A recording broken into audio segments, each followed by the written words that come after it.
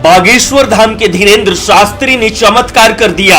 हिंदुओं को ऐसा एकजुट किया है कि धर्म परिवर्तन का खेल कराने वाले कुछ लोगों की नींद गायब हो गई। अब देश में सनातन धर्म बनाम ईसाई इस्लाम पर चर्चा तेज हो गई। वहीं बागेश्वर धाम बाबा के समर्थन में संत समाज और हिंदू संगठन से जुड़े लोग खुलकर सामने आ रहे हैं। बीजेपी नेता कैलाश विजयवर्गीय और कपिल मिश्रा समेत कई बीजेपी नेताओं ने बाबा के समर्थन में आवाज बुलंद की है। उधर कथावाचक देवकी नंदन ठाकुर और योग गुरु रामदेव भी बाबा बागेश्वर धाम के समर्थन में कूद पड़े हैं। सोशल मीडिया में भी बाबा के समर्थन में लोग ट्वीट और पोस्ट कर रहे हैं। यूजर्स का कहना है कि बाबा ने सनातन धर्म की रक्षा के लिए कदम क्या उठाए कि उन पर अन्य धर्म के लोगों की ओर से हमला शुरू कर दिया गया।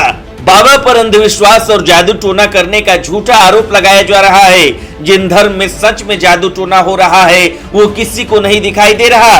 विवाद के बीच बागेश्वर धाम के पुजारी धीरेन्द्र कृष्ण शास्त्री ने वामपंथी और ईसाई मिशनरियों को निशाने पर लिया। उन्होंने कहा है कि कोई भी ईसाई हमारे सामने चमत्कार करके दिखाए, नहीं तो सनातन धर्म की शक्ति को स्वीकार करे। बाबा बागेश्वर का कहना है कि वो धर्मांतरण के खिलाफ आंदोलन कर रहे हैं, दूसरे धर्म में गए लोगों की घर वापसी करा रहे हैं। इससे वामपंथी लोग विचलित हो गए। दरअसल बीते साल दिसंबर महीने में मध्य प्रदेश के दमोह जिले में धीरेन्द्र कृष्ण शास्त्री ने दावा किया था कि उन्होंने 165 परिवार के 328 लोगों को क्रिसमस के दिन घर वापसी कराई थी। उनका दावा था कि लोगों ने स्वेच्छा से धर्म छोड़कर फिर से सनातन धर्म अपनाया। इसके बाद से ही बागेश्वर बाबा जादू टोना और अंधविश्वास के विवाद में घिर गए। ब्यूरो रिपोर्ट, न्यूज चौक। महाराष्ट्र की सियासत में अर्श से फर्श पर पहुंचने वाले उद्धव ठाकरे का मामला चुनाव आयोग में अटका हुआ है। विधायकों और सांसदों का साथ छोड़ने के बाद भी उद्धव गुट अपने को असली शिवसेना बता रही है, जबकि फडणवीस के साथ सरकार चला रहे एकनाथ शिंदे खुद को असली शिवसेना बता रहे हैं। ये विवाद करीब 8 महीने से चल रहा है। हालांकि चुनाव आयोग ने उद्धव ठाकरे और एकनाथ शिंदे गुट को अस्थायी तौर पर नए नाम और नया चुनाव चिन्ह आवंटित कर दिया है ताकि वे चुनाव लड़ सके, लेकिन उनके विवाद का निपटारा नहीं हुआ। इतना ही नहीं, शिवसेना के विवाद का मामला अदालत में भी नहीं सुलझा है। उद्धव ठाकरे गुट को उम्मीद है कि सुप्रीम कोर्ट में 16 विधायकों को अयोग्य घोषित करने का फैसला हो जाएगा। बता दें कि 16 विधायक वो हैं जिनको पहले नोटिस जारी किया गया था, पर सुप्रीम कोर्ट में भी मामला लंबित है। चुनाव आयोग में दोनों गुटों की मौखिक दलीलें हो गई है। दोनों पक्षों ने 1000 पन्नों के दस्तावेज आयोग के सामने जमा किए हैं और दोनों के वकीलों ने मौखिक दलील दी है। आयोग ने लिखित जवाब दाखिल करने के लिए 23 जनवरी को अंतिम तारीख तय की है। उसके बाद ही आयोग अपने फैसले पर विचार शुरू करेगा। वैसे आयोग से किसी तरह की उम्मीद उद्धव ठाकरे को नहीं होगी। उनकी पार्टी मानकर चल रही है कि फैसला उनके पक्ष में नहीं आएगा, लेकिन जब तक फैसला नहीं आता है तब तक पार्टी का चुनाव रुका हुआ है और शिवसेना के अध्यक्ष के तौर पर उद्धव ठाकरे का कार्यकाल 23 जनवरी को समाप्त हो जाएगा। पार्टी का अधिवेशन कराकर नया अध्यक्ष चुनने की अनुमति शिवसेना ने मांगी थी, जो अभी तक नहीं मिली है। इसलिए उद्धव की मजबूरी है कि वे बिना चुनाव के ही अध्यक्ष रहें। पार्टी का कहना है कि उद्धव अध्यक्ष बने रहेंगे, लेकिन सबको पता है कि उनकी अध्यक्षता की कोई कानूनी वैधता नहीं होगी। वहीं अब शिवसेना पर आखिरी फैसला चुनाव आयोग और सुप्रीम कोर्ट को करना है। अगर फैसला शिंदे के पक्ष में जाता है तो उद्धव के लिए ये सबसे बड़ा झटका होगा। ब्यूरो रिपोर्ट, न्यूज चौक। महाराष्ट्र के मुख्यमंत्री पद से हटाए जाने के महीनों बाद उद्धव ठाकरे ने बड़ा ऐलान किया है। उद्धव ठाकरे ने BR अम्बेडकर के पुत्र प्रकाश अम्बेडकर के नेतृत्व वाली वंचित बहुजन अघाड़ी या VBA के साथ अपनी पार्टी के गठबंधन की घोषणा की है।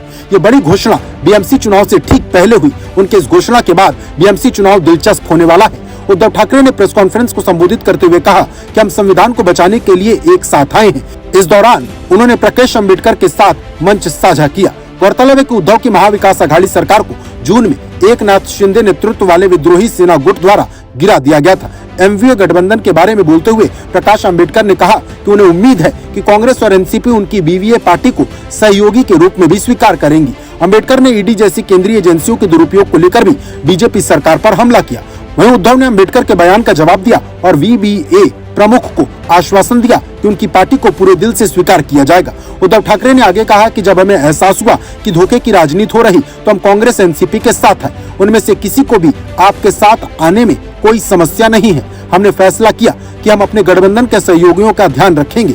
आप MVA का हिस्सा होंगे। गौरतलब है कि ये घोषणा BMC चुनाव से पहले हुई है। शिवसेना लगभग 30 सालों से मुंबई BMC पर राज कर रही। साल 2017 के BMC चुनावों में शिवसेना ने 84 सीटों पर जीत हासिल की थी, जो 2 दशकों में 227 सदस्यीय निकाय में सबसे कम सीटें थी। वहीं बीजेपी ने अपनी सीटों में काफी सुधार किया था और 82 सीटें हासिल की थी। हालांकि प्रकाश अम्बेडकर हमेशा से कांग्रेस और एनसीपी पर निशाना साधते रहे हैं, लेकिन उसके बाद भी उन्होंने उद्धव ठाकरे के साथ गठबंधन किया। ऐसे में देखने वाली बात होगी कि अघाड़ी के और दल प्रकाश अम्बेडकर की पार्टी को स्वीकार करते हैं या नहीं।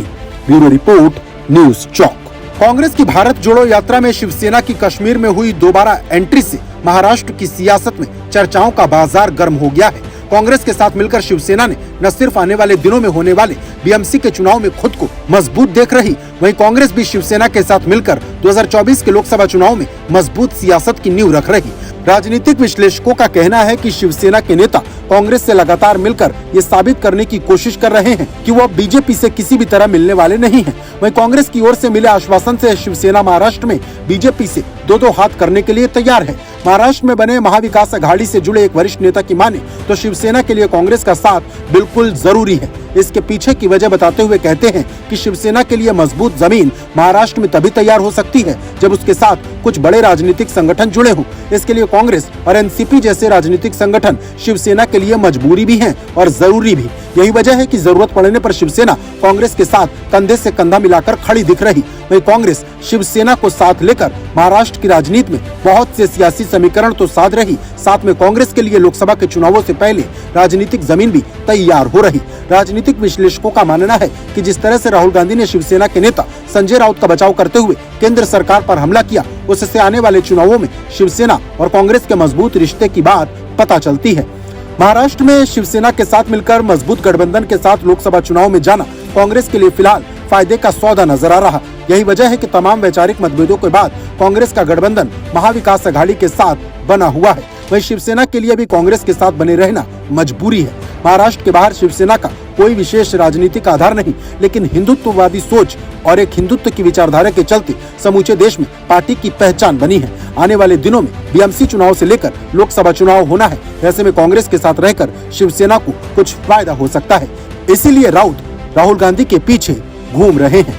ब्यूरो रिपोर्ट, न्यूज़ चौक।